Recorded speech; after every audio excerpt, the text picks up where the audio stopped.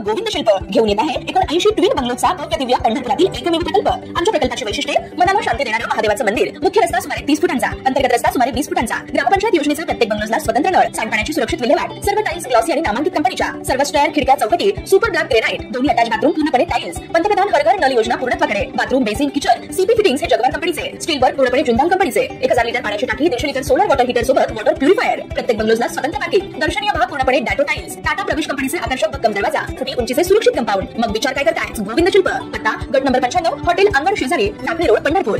कांद्याला अपेक्षित दर नसल्याने अनेक कांदा उत्पादक शेतकऱ्यांनी कांद्याची साठवणूक करून ठेवली आहे।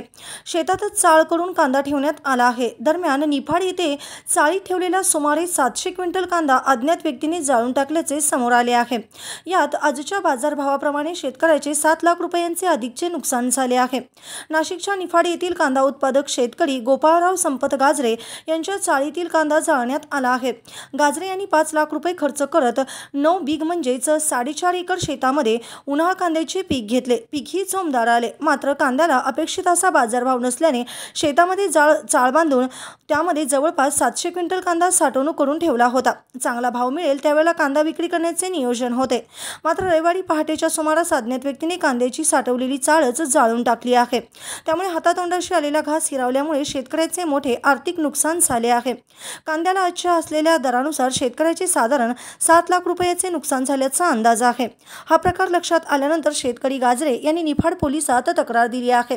कांद्याची चाळ जळाल्यामुळे कुटुंबाचा उदरनिर्वाह, मुलाचे शिक्षण, मुलीचे लग्न तसेच घेतलेले सोसायटीचे 12 लाख रुपये कर्ज कसे फेडायचे असा मोठा प्रश्न उभा राहिला आहे। दरम्यान या प्रकरणी निफाड पोलीस ठाण्यात तक्रार देण्यात आली असून अज्ञात व्यक्तीचा शोध घेत संबंधितावर कठोर कारवाई करावी तसेच शासनाने कर्ज माफ करावे किंवा भरघोस मदत करावी अशी मागणी कांदा उत्पादक शेतकरी करीत आहे। ताज्या घडामोडी पाहण्यासाठी आमच्या YouTube चॅनलवरील PVR म्हणजेच पंढरी वार्ता या न्यूजला सबस्क्राइब करा आणि शेजारील बेल आयकॉनवर क्लिक करा।